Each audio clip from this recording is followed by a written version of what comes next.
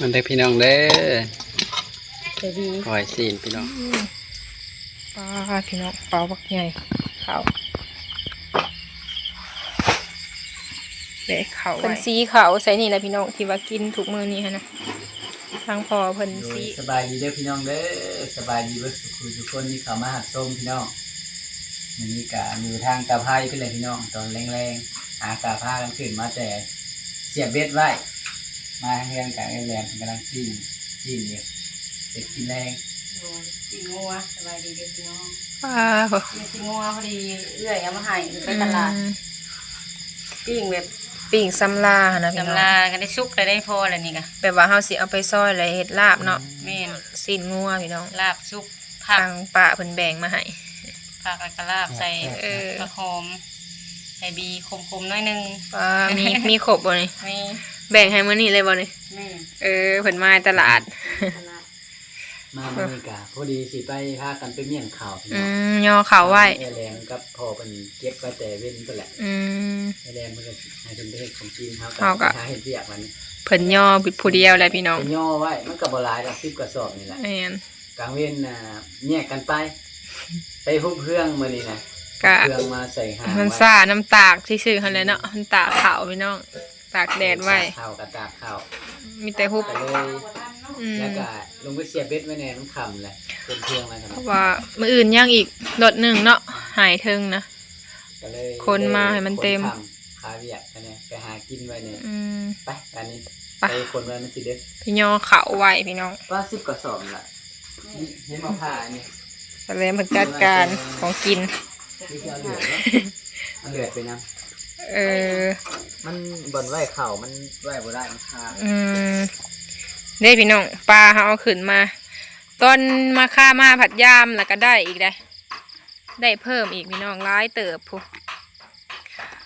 เวลามาแล้วก็มายามอีกอันนี้จักสิเป็นปลายังพี่น้องนี่ลายๆนี่ฮัมโบฮูซื้อมันอยู่ในเซพี่น้องมีครบสุดเนาะหากินยามกลางคืนพี่น้องเพื่อขึ้นมากอะค่ำแล้วยาม2 รอบผู้ได้จังได้ซ้ำนี่กะมาเบิ่งก่อนปลาแหลมเพิ่นยิบไว้กับพอเนาะเด้เป่ากะใหญ่ได้พี่น้องเป่าขาวก็ได้ยิบปากแบบนี้แล้วก็ย่อกะนักเติบพี่น้องเขาก็ได้ตัวนี้ก็ยังตากโบแล้วยังหลายอยู่ที่เทิงเฮือนก็ยังแล้วก็อยู่เฮือนล้างที่ล้างใหญ่นะก็ยังพี่น้องคอยตากไปเทละน้อยมันกู้บ่ทันย่านฝนห้ำแข่งกับฝนเนาะเฮ็ดยังก็ได้เพิ่นย่อเขาไปไว้ เด้งัวกะเอามาผูกไว้ในกล่องตารางเฮือนหลังนี่พี่น้องมันมีวางไว้อยู่สบายอยู่พอเพิ่นก็มีแต่ได้เพื่องขึ้นมาแล้วเพิ่นก็เอาเพื่องจากอันหลังนั่นมาให้กินเนาะฮุบมาให้กินแต่ละโตพี่น้องพวกงัวน้อยตัวนี้คนใส่รถไถแหละเนาะเพื่องกะซอยกันเห็ดคนละอย่างพี่น้องอันนี้สิเป็นวางไว้เขาเนาะเพิ่นกับย่อมาไว้อยู่พี่แหละก็จัดแจงไว้ เอาอันนี้ไว้ก่อนแดดเข้าไก่ตื่นเบิดไปดอกอันนี้ไต่ไฟไว้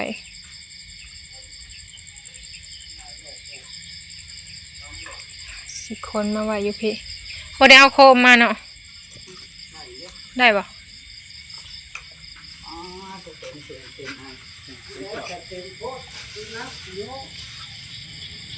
ชาวสีนักเลยเนาะนักก็ได้นี่นะปลาติดตัวเป๋าคือใหญ่แท้150ขึ้นมาจากใหญ่นี่พี่น้องเอ้ยเพิ่นแบกผู้เดียวให้พอเพิ่นเศร้าเมื่อยวางไว้ก็อยู่หน้าพี่แหละห้าก็ได้หอดระบบ10 กว่าแล้ว10 ปลายเนาะคนมาไว้อยู่พี่เป็นวางไว้เขาพี่น้อง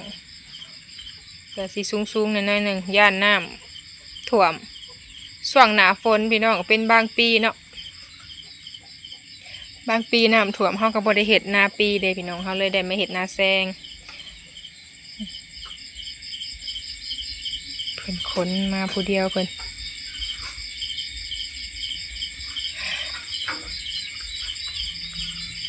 ตัวนี้สิเป็นข้าวเก่าบ่เออ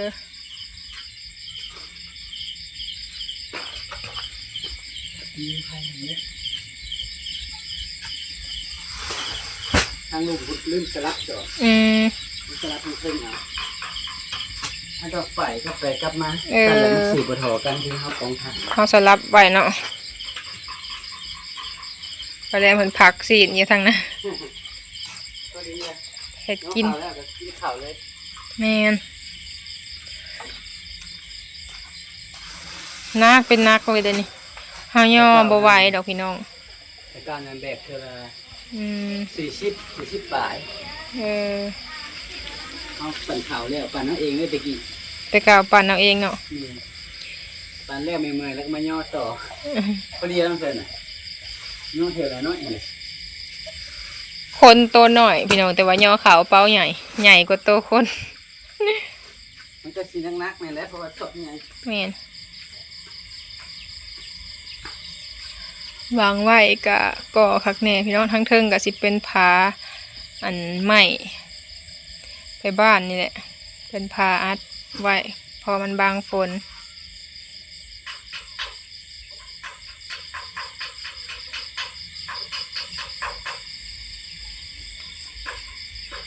ย่างหลายเป่าเลยพี่น้อง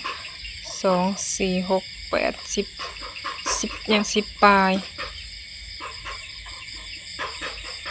กองตารางก็พอได้เอาเขาไว้ใครแต่มีวางไว้อยู่ยัง10ปลายพุ่นเด้นักแห้งอย่างนี้เฮาสิย่อได้บ่เนาะฮะเฮาย่อได้บ่บ่ได้เดี๋ยวบ่ได้เด้อลองย่อบ่อย่ามันนักแห้งนักแห้งนะสิลองย่อลองย่อมันติ่งได้นึงบ่ก็คือสิยากนี่ดอกพี่น้องมันหนักกว่าฐานหลายเท่าติดตัวเป่าบากใหญ่หยัดเข่าว่าฐานประมาณ3-4ศอกโอ้ย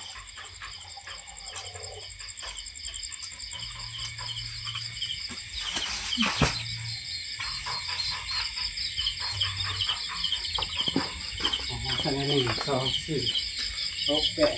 10ศอกยัง10เป่า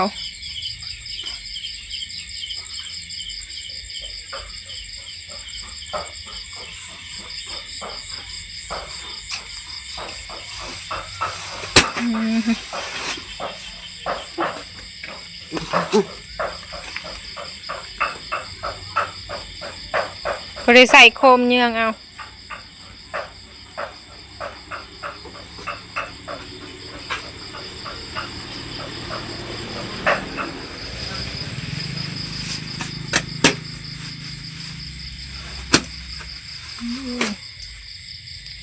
นักเป็นนักเลยได้พี่น้องนี่เพิ่นกันย่างไวๆเนาะมันนักย่างอีก2 4 6 7เป่าพี่น้องบ้านนี่เพิ่นย่อแล้วกินข้าวนักแห้งอีหลีบรรยากาศกลางคืนมีแต่แมงไม้พี่น้องเอ้ยใครแต่ฝนเศร้ามื้อนี้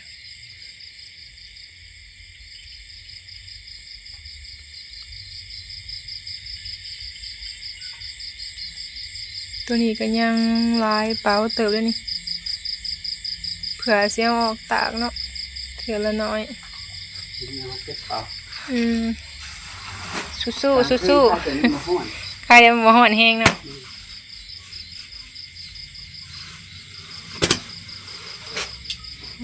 ถ้ามีคนย่อขึ้นใส่นะแห้งง่าย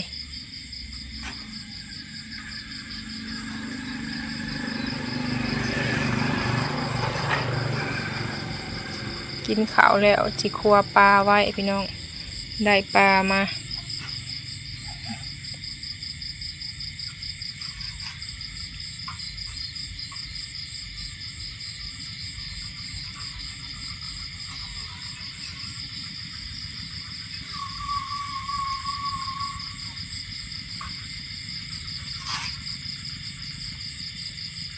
ใหญ่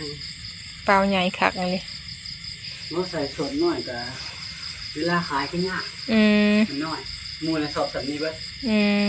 เป็นน้อย เพราะว่าบางทีแบบเฮาอันนั่นเนาะบ่ทวงบ่ทานเฮาก็ได้ขายพี่น้องมันจังได้ขายง่าย คือกับทาน ใช้ขาน้ำขาไผ่ขาปุ้ยเลย อืม มันก็รายจ่ายร้านแบบนี้มันก็ไหลเนื้อเสีย อืม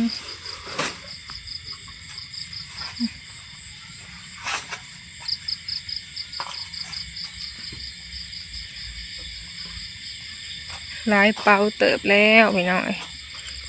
ยังบ่ทันได้รวม เพราะว่าเฮาก็คิดว่าสิซื้อดอกแต่ยังบ่ทันรวมเพราะว่ายังบ่ทันได้ตากแล้วก็ยังบ่ทันได้ใส่สอบ ไม่ใช่เลี้ยงเขา อืม มาส่วนมันนะปลายอย่างนี้ แบบนี้เนาะ เลี้ยงขางไป เรียนไว้ เอาให้มันเกาะกันไว้ใช่มันหยุด มีแต่เสียงแมงจักจั่นจิลีดมาเรียนไว้แบบนี้แหละ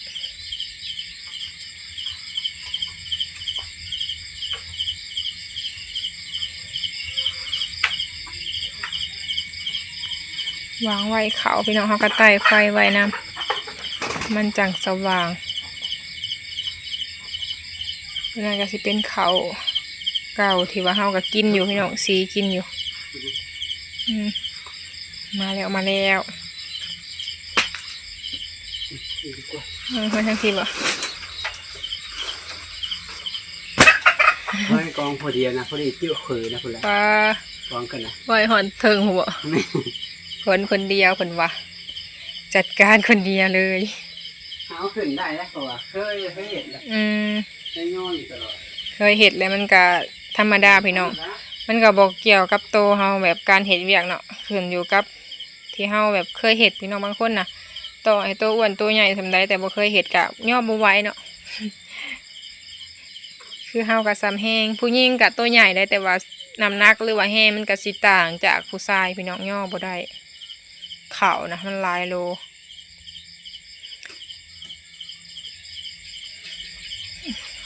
ไก่แล้วพี่น้องเอ้ยสู้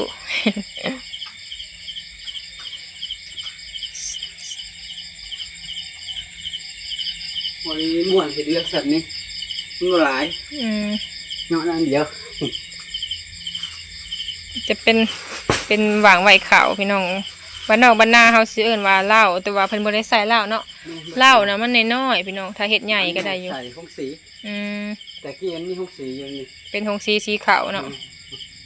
หงสีหัวหินนี่ มันมีคนใช้พอก็เลยขายออก บ่มีคนใส่ก็เลยขายออกเลย นี่ ใส่แบบตัวนี้เนาะ น้อย หงสีน้อย แต่ว่าซุมื้อนี้ก็ยังสีอยู่บ่ สีนี่กินกุมมือหงสีใหญ่มันมีมักกี้หินเพิ่นระบบใส่ มันมีมักกี้หินหลายเพิ่นสีขาวใส่นี่แหละพี่น้องที่ว่ากินทุกมื้อนี้หั่นนะ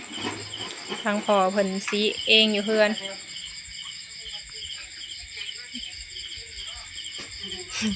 มันเป็นข้าวเปลือกอีหยังหั่นแหละพี่น้องมันติดหน่อยๆนึงนี่ฮอด20ปลายแล้วบ่จักเนาะมีอีก2เป่าบัดนี้ใกล้ชิมหมดแล้ว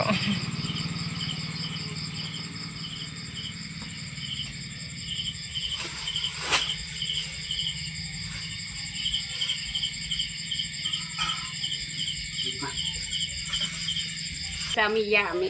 ยัง2พี่น้อง2เป่าสุดท้าย ปลาไม่ใช่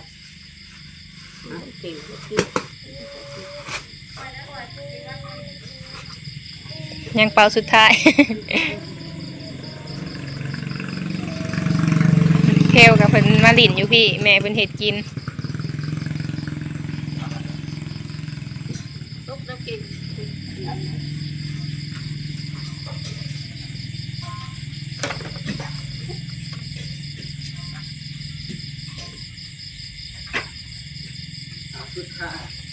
เป่าสุดท้ายเลย ทางไก่จะต้มบุกค่ะเอาตัดใหม่มันห้องเขา ทางไก่ตกมีไข่บ่จ๊ะ มันไม่มาเห็นเด้ เรียบร้อย แต่ว่าแก๊สมันยังมันใส่ไข่ในเจนะแม่นบอก แล้วบัดนี้ มื้อหน้าลุยต่อย่างอยู่พี่น้อง ตัวเฮาตากหรือว่าเฮาอันน่ะมื้อนี้ตัวนี้เนาะเฮาฮิบแล้วก็ย่อไว้พี่น้องย่อไว้เทอละหน่อยจังบ่เมื่อยบาดเดียว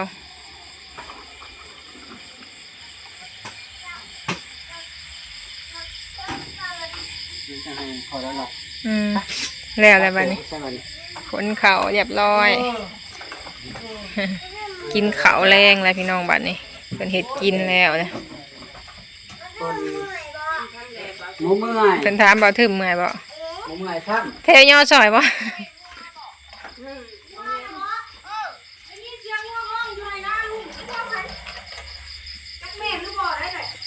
ช่องแค่หน้าลุ่ม ได้ยินเสียงงัวห้องอยู่หน้าลุ่มนี่ มาหางัวแต่กี้งัวนี่แค่กันนั่นแหละแต่หา นึกว่ามันคล้องอยู่ลุ่มบ่ ไปเลยมาพี่น้อง อาหารแรง ตัดสิ เลย ยังพันใส่ผักเสริม หอมมะนาวค่ะเลยเนาะมีผักหอมอยู่ในสวนอยู่พี่น้องสบาย มีหอมบวนผักเสริมยังอยู่ผูทันได้ใส่ มะเขือก็ใส่แล้วปิ่งแบบซ้ำลาเนาะมันยังแซ่บทำลายไหล คือฮาลาบเป็ดอยู่แล้วนี่ อันนี้สิเป็นผักเสริม ได้ยินเสียงงัวห้องอยู่ให้หน้าแต่ว่าบ่ฮู้แม่นหรือบ่ กินข้าวแล้วจังสิครัวไว้ ปลาพี่น้อง แม่น จัก หา แหละ พยายามมาใหม่ๆเลย หาเยื่อห้อน ตัวใหญ่เติบได้ ใหญ่แล้ว บางทีจับให้แบง ๆนั่งอยู่เห็นห้องได้ยินห้อง2เทื่อ กำ งัวน่ะ เพิ่นเลยเพิ่นเฮ็ดกิน แล้ว แล้วเลย กดไว้ก่อนเด้อแล้วจังมาเมี่ย ครัวไว้โลดกินข้าวแล้วจังมาครัว พอดีเลยอ่ะพี่น้องพอดีกินข้าววันนี้เรียกกันพอดีมวนมันบ่ร้ายกันได้เลิกก็ได้อะไรก็เมื่อเติบแล้ว โยเข้าบ่ได้เพิ่นนะ นักคักจังซี่พี่น้องเอ้ย จริงนะเพิ่นโย เปล่าใหญ่คักอัน น้อย นี้ แต่น้อยตัวนี้ใหญ่ มันอึดผู้เฮ็ดพี่น้องเฮ็ดผู้ชาย ผู้ชายมีผู้เดียว ถ้ามีไอ้เคยช่วงนึงมันนี้เพิ่นก็เขาออกเพื่อนเลยดิ ออก ที่ กา กันเขาก็อยู่น้ำกันนี่แหละ ออกกระซำย้อมกันเลย อยู่น้ำกันเลยเดี๋ยวนี้ ข้างๆกันพี่น้องเอ้ยแนมเห็น เขาก็มาเห็ดเขาหรือเก่าเลยลูกแล้วมาเมียมาเอาไปยากแล้วก็มา ไปอยู่พุ่นกะอุ่นใจนั่นนี่แหละมีผู้อยู่น้ำ ไก่เนาะ แต่เราเนี่ยอยู่ของกินตามน้ำจับปลาเป็น แบบไปหันไปหนีก็ซื้อมาฝากเนาะผู้เฒ่ามันก็สิไปมายากเลยพี่น้อง ลาดจะรู้จักความกุศลนะ แบบ นั่นเถื่อมา เพิ่นรู้จักความเลย เห็นถ้วยเห็นบ่วง เกลือเป็ดเกลือไก่อยู่เพื่อน มาล่างให้โดได้ลานนะ อืม ลานลูกป้า มันได้พี่น้องเด้อ จะดี ปล่อยซีนพี่น้อง ปล่อยสิ ปล่อยซุกนะ ปล่อยสุกแบบตำลา พอดีแซ่บ แต่ข้าวคั่วหอมๆเนาะ เพื่อนเขายังไม่ล้างค่ะ ซอยมันล่างมันจะมี ทางล้างเท่านี้แหละ เกือบปูปกตา ได้แล้วไปตักมัน ไปหากินข้าวมองกะหอยไว้ในนี้แหละพี่น้องพอมืออยากใส่ก็ลงไปใส่กะบนเมี่ยนกะอยู่วางนี้แล้วพี่น้องเห็ดสาวไว้เลยกินนี่กะบอกเก่งก็มองน้อยลงไปใส่อยู่เซ่พอมันกะหอยตากวันนี้มันก็สะดวกสบายเป็นห้าอยากใส่กะจับลงไปเลย เป็นบนเมี่ยนเบิดเป็นรอบเป็นอย่างทั้งเทิง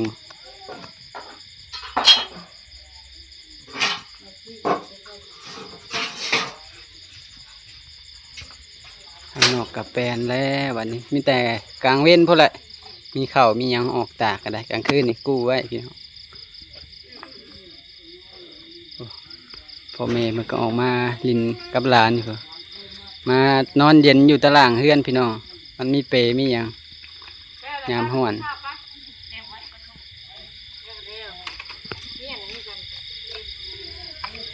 บรรยากาศกลางคืนก็สิประมาณนี้แหละพี่น้องแถวเฮือนเบาเก่งนะ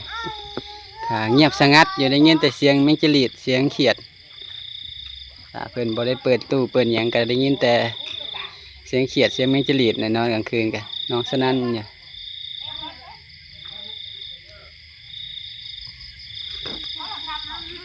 เข้าปะเป็นตารางเฮือนเลยพี่น้องยังน้อยหนึ่งมื้ออื่นออกตากอีก เป็นนอนเผาเขากลางคืนเพิ่นก็นอนแถวนี้แหละ แถวตูบแถวหยังนี่แหละพอได้เผาบ่ได้อัดทั่วอัดหยังในพี่น้องกะปะไปเลย แต่กะบ่ได้มีหยังเสียดอกเฮือนกับเฮือนแคมทางเขาก็ยังน้อยหนึ่งตากอีกจังน้อยก็คือสิเบิดแล้วแถวลุ่มนี่ยังแต่อยู่เทิงเฮือนบัดนี้พากันกินข้าวอะไรทั้งนะโดยสำหรับคลิปนี้บ่าวเก่งกับสิขอจบคลิปลงเพียงเท่านี้แล้วพี่น้องเด้อขอขอบคุณหลายๆที่เข้ามาติดตามรับชมบ่าวเก่งโดยสำหรับคลิปนี้ขอกล่าวคำว่าสบายดีเด้อ